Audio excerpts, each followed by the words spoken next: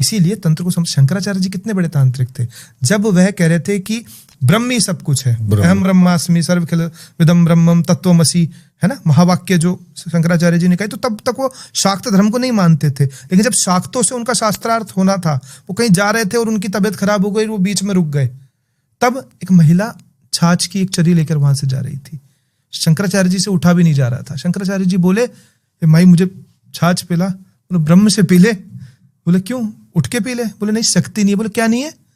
शक्ति नहीं है। तो तू तो कहता था ब्रह्म ही सब कुछ है। तब शंकराचार्य जी ने सौंदर्य लहरी का निर्माण वहां पर किया और भगवती त्रिपुर सुंदरी की वहां पर उपासना की और कई ग्रंथ लिखे श्री विद्या के ऊपर। और आज कोई कितनी भी परंपरा हमारे देश के अंदर चल जाए, लेकिन सभी को तर्क में हराने वाली एक ही परंपरा है शंकराचार्य।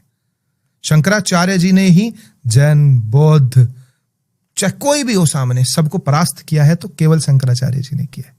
तो प्रामाणिक रूप से जो हमारे पास अध्ययन है वो आदि गुरु शंकराचार्य जी का ही मान्य है भारत में, जिन्हें विश्व गुरु कहा गया है, जगत गुरु कहा गया है, जगत गुरु शंकराचार्य। देखो बाद में बहुत बन गए जगत गुरु स्वयंभू, मैं उनकी नहीं कहता, स्वयं से स्वयं बन जाओ, लेकिन हमारे यहां उपाधि तो केवल शंकराचार्य की, जगत गुरु की।